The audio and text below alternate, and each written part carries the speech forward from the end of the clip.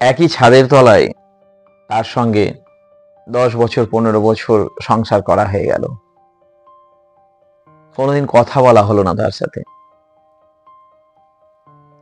Husband wife কখনো কখনো 30 বছর 40 বছর একই ছাদের তলায় একই সঙ্গে সংসার করে, কিন্তু দুজন দুজনের সঙ্গে কথা বলা হলো না। অনেক কথা হচ্ছে কিন্তু কথা বলা হলো না। আমরা হয়তোবা দেহের বিনিময় করি, হতে পারে সেই দেহের বিনিময়ের ফলে কোনো একটা বাই প্রোডাক্ট হিসেবে আমাদের সন্তান সন্ততিকেও জন্ম দিয়েছি, কিন্তু মনের কথা তার সাথে বলা হয়নি। মনের কথা বলতে গিয়ে আমাকে সেই আমার একাকিত্বের প্রয়োজন হয়। মনের কথা বলতে গেলে আমাকে আমার নিজের মনকেই বলতে হয়। কাঁদতে হলে নিজের মনকেই কান্নার পার্টনার বানাতে হয়।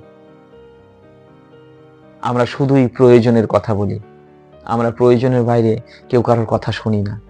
হাজব্যান্ড ওয়াইফ, বন্ধু বান্ধবী, গার্লফ্রেন্ড বয়ফ্রেন্ড, কিংবা আরো যে সম্পর্কগুলো রয়েছে, সেই সম্পর্কের মধ্যে সেই কি ফ্যাক্টরটা রয়েছে যেখানে আপনি একেবারে মন উজাড় করে তার সঙ্গে কথা বলতে পারেন, আপনার স্বপ্নের কথা বলতে পারেন, আপনার ছেলে মানুষের কথা বলতে পারেন, তবেই না সম্পর্ক, তবেই না একটা মানুষ আর একটা মানুষের অর্ধাঙ্গিনী, বা একটা মানুষ আর একটা মানুষের লাইফ পার্টনার।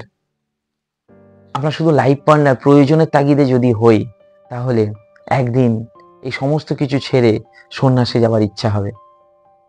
আর না হলে যদি একজন আরেকজনের পরিপূরক হয়, একজন যদি আরেকজনের ভাষা বোঝে, একজন যদি আরেকজনের মনের কথা বোঝে, তাহলে তাদের কাউকে সংসার ছেড়ে আর সন্ন্যাসে যেতে হয় না।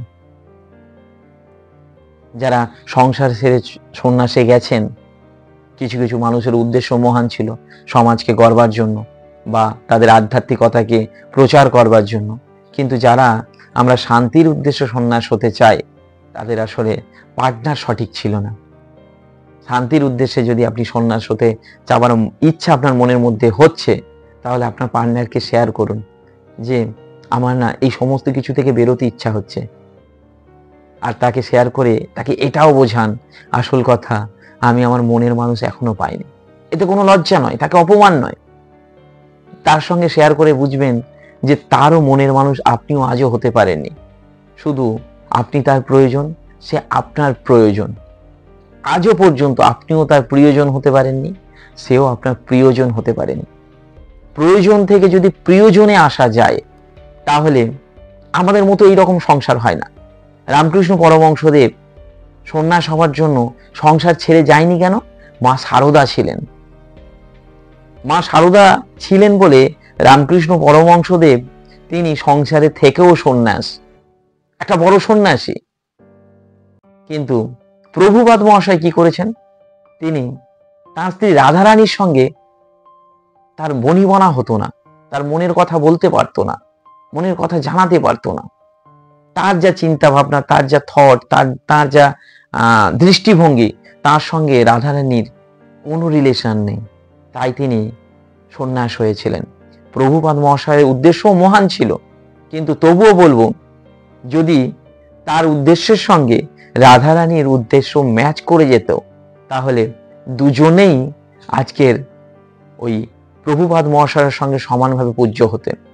রামকৃষ্ণ পরমহংসদেবের যখন প্রসঙ্গ আসে, মা সারদা মায়ের কথাও প্রসঙ্গ আসে, দুজনে সমানভাবে পূজিত হন, কারণ দুজনের চিন্তা ভাবনা এক ছিল।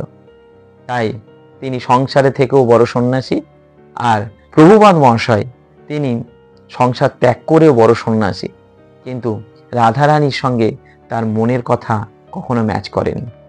বিষয়বস্তু এটা নয়, এটা বোঝানোর জন্য বললাম। তো আমরাও সংসারের মধ্যে হাঁসফাঁস করছি এই কারণেই, আসল কথা আমাদের মনের কথা আরেকজনকে শেয়ার করতে পারিনি, আরেকজনের মনের কথা তিনিও আমাকে শেয়ার করতে পারেনি। তাহলে প্রথম পদক্ষেপটা এইরকম হওয়া উচিত, সে তো এই ধরনের শিক্ষা পায়নি, তাহলে তাকে এই বিষয়টাকে বোঝানো দরকার। তোমার কি মনের প্রশ্ন আছে, তুমি কোন কথাটা বলতে পারলে না, বা তোমার কি ইচ্ছা ছিল, তুমি কি করতে চাও, তুমি কি হতে চাও, সেটা আমার সঙ্গে শেয়ার করো।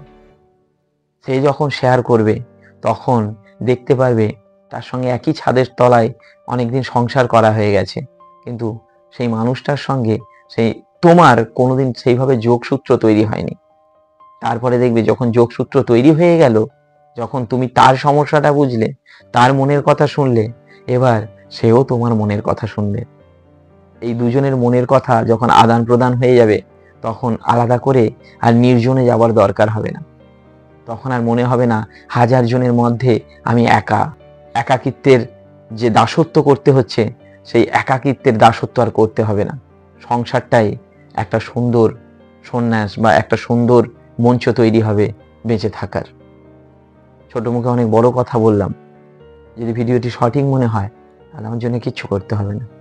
এই ভিডিওটিকে আপনার লাইফে কাজে লাগান। ধন্যবাদ।